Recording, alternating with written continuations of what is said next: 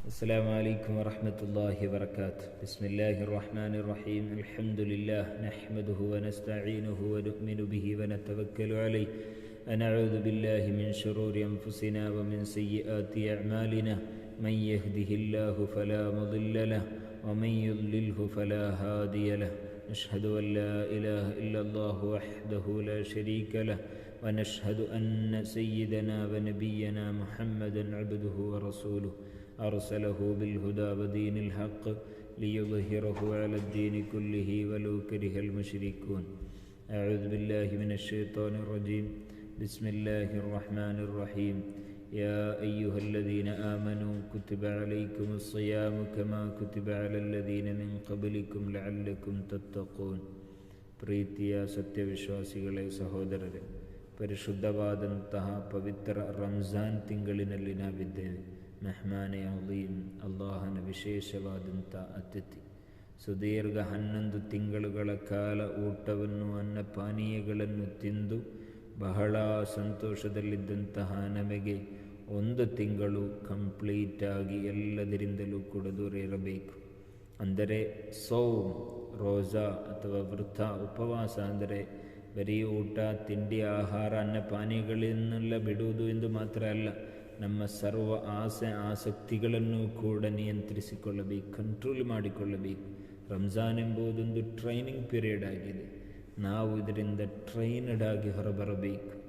ಹಾಗೆಯೇ ಈ ರಂಜಾನಿನ ಎಲ್ಲದಕ್ಕಿಂತಲೂ ಕೂಡ ಪ್ರಧಾನವಾದಂತಹ ಗುರಿ ಅದು ಲಅಲ್ಲಕುಂ ತತ್ತಖೂನ್, ನಿಮಗೆ ನಾನು ರೋಜಾವನ್ನು ಕಡ್ಡಾಯಗೊಳಿಸಿದ್ದೇನೆ. ಪರಿಶುದ್ಧವಾದ ಕುರಾನ್ ಹೇಳ್ತಾ ಇರೋದು, ಯಾ ಅಯ್ಯುಹಲ್ಲದೀನ ಆಮನೂ, ಓ ಸತ್ಯವಿಶ್ವಾಸಿಗಳೇ, ಕುತಿಬ ಅಲೈಕುಮುಸ್ ಸಿಯಾಮ್, ನಿಮಗೆ ನಾನು ರೋಜಾವನ್ನು ಕಡ್ಡಾಯಗೊಳಿಸಿದ್ದೇನೆ. ಕಮಾ ಕುತಿಬ ಅಲಲ್ಲದೀನ ಮಿನ್ क़ಬ್ಲಿಕುಂ, ನಿಮಗಿಂತ ಮುಂಚೆ ಇದ್ದಂತಹ ಎಲ್ಲರಿಗೂ ಕೂಡ ಅದು ಕಡ್ಡಾಯಗೊಳಿಸಿದ್ದೆ. ಹೇಗೆ, ಅದನ್ನು ಏಕೆ ಆ ರೀತಿ ಮಾಡಿದ್ದಾರೆ? ಲಅಲ್ಲಕುಂ ತತ್ತಖೂನ್, ನೀವು ತಖ್ವಾ ಇರುವವರಾಗಿ ಬದಲಾಗಲಿಕ್ಕೆ ಬೇಕಾಗಿ. ತಖ್ವಾ ಎಂಬುದು ಸುದೀರ್ಘವಾದಂತಹ ವಿಶ್ಲೇಷಣೆಗಳು, ವಿಷಯಗಳು ಹೇಳಬೇಕಾದಂಥ ಒಂದು ಅಧ್ಯಾಯ. ಅದೆಲ್ಲವನ್ನು ಕೂಡ ನಾನಿಲ್ಲಿ ಹೇಳುವಂಥ ಪ್ರಯತ್ನ ಮಾಡ್ತಾ ಇಲ್ಲ. ತಖ್ವಾ ಇರುವವರಾಗಿ ಬದಲಾಗಬೇಕು. ಅಲ್ಲಾಹು ಹೇಳಿದ್ದನ್ನು ಮಾಡುವಂಥದ್ದು, ಅಲ್ಲಾಹು ಯಾವುದನ್ನು ಬಿಡಬೇಕು ಅಂದಿದ್ದಾನೋ ಅದನ್ನು ಬಿಡುವಂತಹ, ಅಲ್ಲಾಹು ಯಾವುದನ್ನು ಮಾಡಬೇಕು ಅಂತ ಹೇಳಿದ್ದಾನೋ ಅದನ್ನು ಮಾಡುವಂತಹ ಒಂದು ಪ್ರಯತ್ನ. ಅಂದರೆ ರಂಜಾನ್ 1 ಮುಗಿದು 30 ಮುಗಿಯುವಷ್ಟರಲ್ಲಿ ನಾವು ತಖ್ವಾ ಇರುವ ಒಳ್ಳೆಯ ಮುತ್ತಖೀನ್ಗಳಾಗಿ ನಾವು ಬದಲಾಗಬೇಕು. ರಂಜಾನ್ ಎಂಬುದು ಅಲ್ಲಾಹು ಕೊಟ್ಟಂತಹ ಒಂದು ಚಾನ್ಸ್, ಒಂದು ಅವಕಾಶ. ಅದನ್ನು ನಾವು ಮಿಸ್ಯೂಸ್ ಮಾಡಬಾರ್ದು. ಸಿಕ್ಕಿರುವಂಥ ಪ್ರತಿಯೊಂದು ನಿಮಿಷಗಳನ್ನು ನಾವು ಯೂಸ್ ಮಾಡಬೇಕು. ಒಂದೇ ಒಂದು ನಿಮಿಷವೂ ಕೂಡ ನಮ್ಮಿಂದ ಪಾಳಾಗಬಾರ್ದು, ಹಾಳಾಗಬಾರ್ದು, ನಷ್ಟ ಎಂದು ಹೇಳಬಾರದು. ಕಾರಣ ನಮ್ಮ ಮನಸ್ಸು, ನಮ್ಮ ಜೀವನದ ಶೈಲಿಯ ಬಗ್ಗೆ ಯೋಚಿಸಬೇಕು. ನಾವೀಗ ನಮ್ಮ ಈ ಒಂದು ಜೀವನ ವ್ಯವಸ್ಥೆ ನೋಡುವಾಗ ನಮಗೆ ಒಳಿತಿಗೆ ಆಸಕ್ತಿ ಇದ್ದರೆ, ಒಳಿತಿನಲ್ಲಿ ತಲ್ಲೀನನಾಗುವಂತಹ ಸಮಯ ಸಿಗ್ತಾ ಇದ್ದರೆ, ಖಂಡಿತವಾಗಿಯೂ ಅದು ದೊಡ್ಡದಾದಂತಹ ಒಂದು ನ್ಯಾಮತ್. ಅದರ ಬದಲಾಗಿ ಕೆಡುಕಿನಲ್ಲಿ ನಾವು ನಮ್ಮ ಸಮಯವನ್ನು ಹಾಳು ಮಾಡ್ತಾ ಇದ್ದರೆ, ಅದರಿಂದ ನಾವು ಜಾಗೃತೆ ಇರಬೇಕು, ಎಚ್ಚರಿಕೆ ಇರಬೇಕು, ಭಯ ಇರಬೇಕು, ಟೆನ್ಷನ್ ಇರಬೇಕು. ಕಾರಣ ನಾವು ಒಳಿತಿಗೆ ಪ್ರೇರಣೆಯಾಗುವಂತಹ ಅಥವಾ ಒಳಿತಿನ ಕಾರ್ಯಗಳಲ್ಲಿ ನಮ್ಮ ಸಮಯ ಸದುಪಯೋಗಗೊಳ್ತಾ ಇದ್ದರೆ, ನಮಗೂ ಅಲ್ಲಾಹನಿಗೂ ಏನೋ ಒಳ್ಳೆಯ ಸಂಬಂಧ ಇದೆ ಎಂದರ್ಥ. ಅದರ ವಿರುದ್ಧವಾಗಿ ನಾವು ಕೆಡುಕಿನಲ್ಲೇ ನಮ್ಮ ಸಮಯ ಹಾಳಾಗ್ತಾ ಇದೆ, ನಮ್ಮ ಸಂಪತ್ತು ಹಾಳಾಗ್ತಾ ಇದೆ, ನಮ್ಮ ಶಕ್ತಿ, ಎನರ್ಜಿ ಎಲ್ಲವೂ ಕೂಡ ಕೆಡುಕಾದಂತಹ ಕಾರ್ಯದಲ್ಲೇ. ಅಂದರೆ ಒಂದು ದಿನದ 24 ತಾಸಿನಲ್ಲಿ ಅರ್ಧ ಮುಕ್ಕಾಲಷ್ಟು ಕೂಡ ಕೆಡುಕಿನಲ್ಲೇ ಸಮಯ ವ್ಯರ್ಥವಾಗ್ತಾ ಇದ್ದರೆ, ಖಂಡಿತವಾಗಿಯೂ ಕೂಡ ಅವನವನ ಜೀವನದ ಬಗ್ಗೆ, ಅಂದರೆ ಪರಲೋಕದ ಬಗ್ಗೆ ಯೋಚನೆ ಇರುವವನು, ವಿಶ್ವಾಸಿಯೊಬ್ಬನು ಯೋಚನೆ ಮಾಡಬೇಕಾದಂತಹ ಸಮಯ.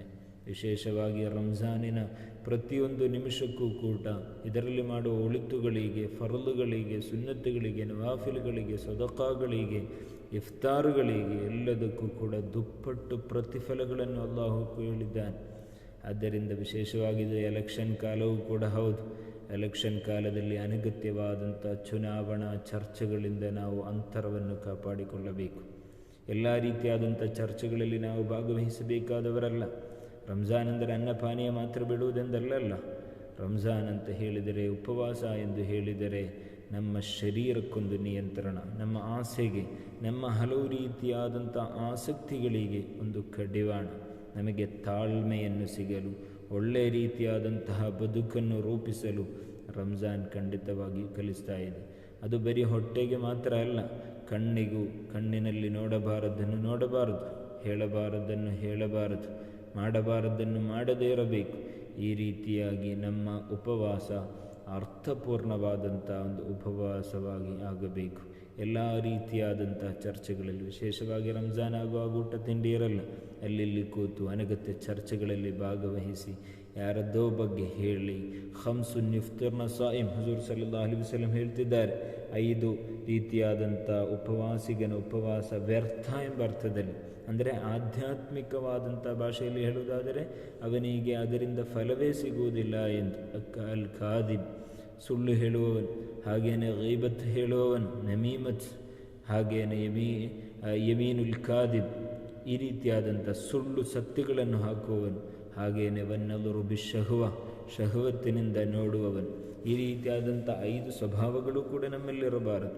ಅಂದರೆ ಸುಳ್ಳು ಹೇಳುವಂಥದ್ದೊಂದು ಚಾಳಿಯಾಗಿ ಬಿಟ್ಟಿದೆ. ಎಲ್ಲ ವಿಷಯಗಳಲ್ಲೂ ಕೂಡ ಸುಳ್ಳು ಹೇಳುವಂತಹ ಒಂದು ದುಶ್ಚಟ ಅದು ನಮ್ಮಲ್ಲಿರಬಾರದು.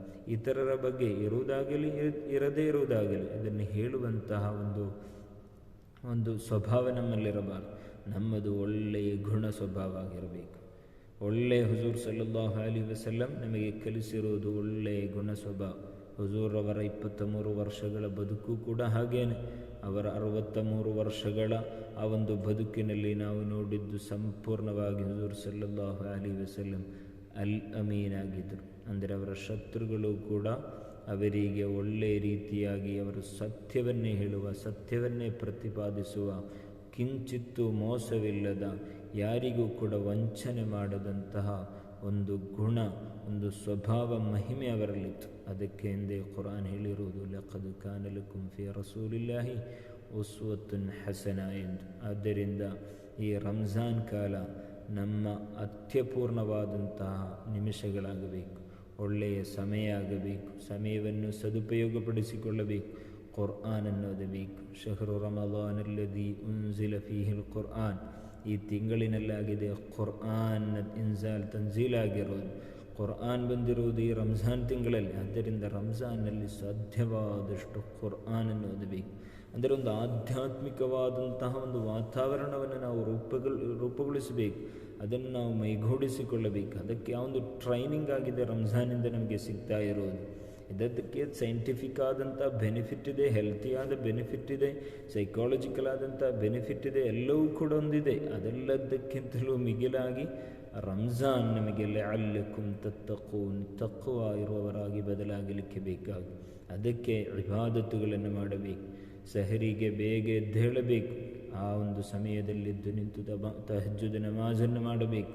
ತತಜಾಫಾ ಜುನೂಬಹುಂ ಅನಿಲ್ ಮದಾಜಿಇ ಯದ್ಊನ ರಬ್ಬಹುಂ ಖೌಫನ್ ವತಮಅನ್ ವಮಿಮ್ಮಾ ರಜಕ್ನಾಹುಂ ಯುನ್ಫಿಕೂನ್ ಎಂಬ ಸೂರಾ ಸಜದದ ಆಯತ್ತಿನ ಒಂದು ತಫ್ಸೀರ್ನಲ್ಲಿ ನಮಗೆ ಕಾಣಬಹುದು. ಇಮಾಮ್ ಕುರ್ತುಬಿ ರಲಿಯಲ್ಲಾಹು ಅನ್ಹು ಅವರ ತಫ್ಸೀರ್ನಲ್ಲಿ ಕಾಣಬಹುದು. ಹಶ್ರ್ನ ಮೈದಾನದಲ್ಲಿ, ಯೌಮುಲ್ ಕಿಯಾಮದಲ್ಲಿ ಅಲ್ಲಿಂದ ತಹಜ್ಜುದ್ ನಮಾಜ್ ಮಾಡಿದ ವಿಶೇಷವಾದಂಥ ಒಂದು ತಂಡವನ್ನು ಅಲ್ಲಿಂದ ಒಳ್ಳೆಯ ಧ್ವನಿಯಲ್ಲಿ ಕರೆದು ಅವರಿಗೆ ವಿಶೇಷವಾದ ಆತಿಥ್ಯವನ್ನು ಕೊಡುವಂತಹ ಒಂದು ತೌಫೀಕ್ ಭಾಗ್ಯದ ಬಗ್ಗೆ ಅಲ್ಲಿ ವಿವರಿಸಲಾಗ್ತಾ ಇದೆ.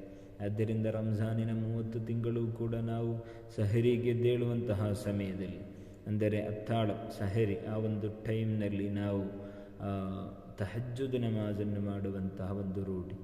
ಎಲ್ಲರೂ ಕೂಡ ಮಲಗಿರುವಾಗಲೂ ಕೂಡ ಸೃಷ್ಟಿಕರ್ತನಾದ ಅಲ್ಲಾಹನೊಂದಿಗೆ ನೇರವಾದ ಒಂದು ಸಂಬಂಧ, ಅಂದರೆ ಅಲ್ಲಾಹನೊಂದಿಗೊಂದು ಮುನಾಜಾತಿಗಿರುವಂತಹ ಅವಕಾಶ ಅಲ್ಲಾಹು ತೌಫೀಕನ್ನು ಕೊಡಲಿ.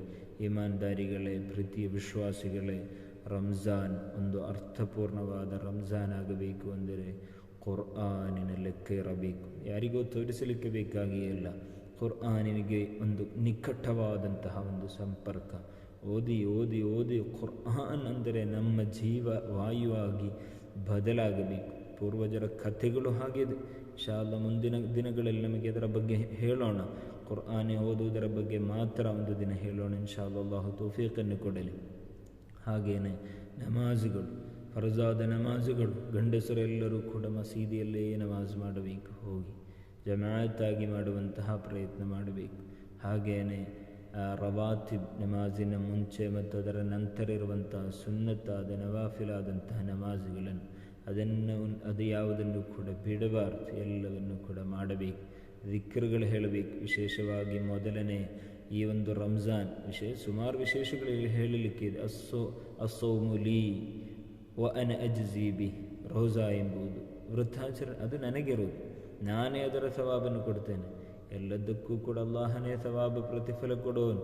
ಅಂದರೆ ವಿಶೇಷವಾಗಿ ರಂಜಾನ್ ಬಗ್ಗೆ ಹೇಳಬೇಕು ಅಂದರೆ ಆ ಒಂದು ರಂಜಾನಿಗಿರುವಂತಹ ಮಹತ್ವ ಅಷ್ಟು ದೊಡ್ಡದಾಗಿದೆ. ಆದ್ದರಿಂದ ರಂಜಾನಿನ ಸಂತೋಷದಲ್ಲಿ ನಾವು ಈ ರೀತಿಯಾದಂಥ ಇಬಾದತುಗಳ ಮೂಲಕ ನಾವು ರಂಜಾನನ್ನು ನಾವು ಉಪಯೋಗಿಸಿಕೊಂಡವರ ಸಾಲಿನಲ್ಲಿ ಸೇರಬೇಕು. ಅಲ್ಲಾಹು ತೌಫೀಕನ್ನು ಕೊಡಲಿ.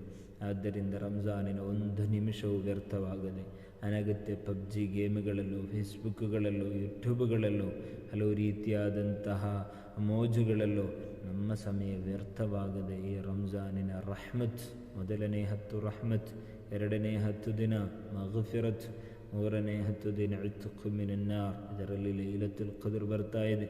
ಯಾವ ದಿನ ಬೇಕಾದರೂ ಆಗಬಹುದು.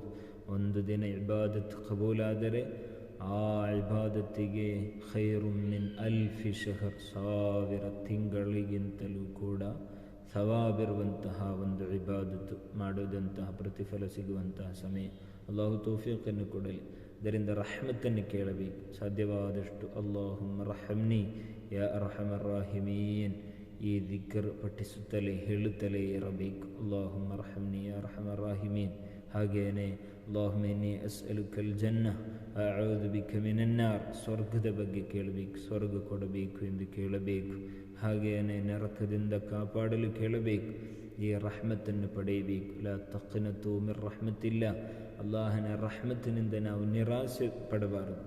ಅಲ್ಲಾಹು ನನ್ನನ್ನು ಬಿಟ್ಟು ಬಿಡ್ತಾನೆ, ಏನೇನು ತಪ್ಪು ಮಾಡಿಬಿಟ್ಟಿದ್ದೇನೆ, ಆ ರೀತಿ ಏನಿಲ್ಲ. ನಾವೇನು ಮಾಡಿದರೂ ಕೂಡ ಕ್ಷಮಿಸಿ ತೌಬಾ ಹೇಳಿ, ತೌಬಾ ಅಂದರೆ ಆ ಒಂದು ತಪ್ಪು ಮಾಡ್ತಾ ಇದ್ದರೆ ಅದಕ್ಕೆ ಪೂರ್ಣ ವಿರಾಮ ಹಾಕಿ ಮತ್ತು ಯಾವತ್ತೂ ಕೂಡ ತಪ್ಪಿಗೆ ವಾಪಸ್ ಹೋಗಲ್ಲ ಎಂಬ ಪ್ರತಿಜ್ಞೆ ತೆಗೆದುಕೊಂಡು ಅಲ್ಲಾಹನೊಂದಿಗೆ ಮಾಡಿದಂತಹ ತಪ್ಪಿಗೆ ಪಾಪ ಪ್ರಜ್ಞೆಯೊಂದಿಗೆ ಇಸ್ತಿಗ್ಫಾರ್ ಹೇಳಿ ಕೇಳಿದರೆ ಎಲ್ಲದಕ್ಕೂ ಕೂಡ ಪರಿಹಾರವನ್ನು ಅಲ್ಲಾಹು ಕೊಡುತ್ತಾನೆ. ಆದ್ದರಿಂದ ಅಲ್ಲಾಹು ಮತ್ತು ನಮಗಿರುವಂತಹ ಒಂದು ಸಂಬಂಧ ಸದೃಢಗೊಳ್ಳಲು ಈ ಪರಿಶುದ್ಧವಾದಂತಹ ಮಾಹೆ ರಂಜಾನ್ ಒಂದು ಅವಕಾಶ. ಈ ಅವಕಾಶವನ್ನು ನಾವು ಮಿಸ್ಯೂಸ್ ಮಾಡಿ, ಈ ಅವಕಾಶ ಸಿಕ್ಕಿಯೂ ಕೂಡ ಅದರ ಫಲವನ್ನು ಗಳಿಸಿಲ್ಲ ಅಂದರೆ ಖಂಡಿತವಾಗಿಯೂ ಹಶರನ ಮೈದಾನದಲ್ಲಿ ಬೆರಳು ಕಚ್ಚಬೇಕಾಗುತ್ತೆ. ಅಲ್ಲಿ ಯಾರೂ ಕೂಡ ಸಹಾಯಕ್ಕೆ ಬರುವುದಿಲ್ಲ. ಕಾರಣ ಇಂತಹ ಅವಕಾಶಗಳು ನಮ್ಮ ಪೂರ್ವಜರಿಗೂ ಕೂಡ ಇಲ್ಲದಂತಹ ಅವಕಾಶಗಳು. ಸಮಯಕ್ಕೆ ದುಪ್ಪಟ್ಟು ಪ್ರತಿಫಲ, ಪ್ರತಿಯೊಂದು ಕಾರ್ಯಗಳು ಸುನ್ನತ್ತಿಗೆ ಫರ್ದುಗಳ ಪ್ರತಿಫಲ ಕೊಡುವಂತಹ ಈ ಒಂದು ಸಮಯವನ್ನು ಸದುಪಯೋಗಪಡಿಸಿ ನಾಲಿಗೆಯನ್ನು ಕಾಪಾಡಿ ಅನಗತ್ಯ ಚರ್ಚೆಗಳು, ಅನಗತ್ಯ ಮಾತುಗಾರಿಕೆಗಳು ಎಲ್ಲದರಿಂದಲೂ ಕೂಡ ದೂರ ಉಳಿದು ದಿಕ್ರುಗಳು ಹೇಳುತ್ತಾ ಅಲ್ಲಾಹನ ಇಷ್ಟದಾಸರಾಗಿ ಬದಲಾಗಲು ಈ ಪರಿಶುದ್ಧವಾದಂತಹ ಮಾಹೆ ರಂಜಾನ್ ನಮಗೆ ಒಳ್ಳೆಯ ರೀತಿಯಲ್ಲಿ ಫಲಕಾರಿಯಾಗಲಿದೆ. ಅಲ್ಲಾಹು ತೌಫೀಕನ್ನು ಕೊಡಲಿ ಎಂದು ಮಾತ್ರ ಹೇಳುತ್ತಾ, ಇನ್ಶಾ ಅಲ್ಲಾಹ್ ಮುಂದಿನ ದಿನಗಳಲ್ಲಿ ಹಲವು ರೀತಿಯಾದಂತಹ ವಿಷಯಗಳನ್ನು ನಮಗೆ ಮಾತನಾಡೋಣ. ಅಲ್ಲಾಹು ತೌಫೀಕನ್ನು ಕೊಡಲಿ. ನಾವು ಮಾಡುವಂತಹ ಎಲ್ಲ ಸತ್ಕರ್ಮಗಳಿಗೂ ಕೂಡ ಅಲ್ಲಾಹು ಎಲ್ಲ ರೀತಿಯಾದಂಥ ಪ್ರತಿಫಲವನ್ನು ಕೊಟ್ಟು ಅಲ್ಲಾಹನ ಇಷ್ಟದಾಸರಲ್ಲಿ ನಮ್ಮನ್ನು ಸೇರಿಸಿ ಅನುಗ್ರಹಿಸಲಿ. ಆಮೀನ್ ಯಾ ರಬ್ಬಲ್ ಆಲಮೀನ್. ಅಸ್ಸಲಾಮು ಅಲೈಕುಂ ವರಹಮತುಲ್ಲಾಹಿ ವಬರಕಾತು.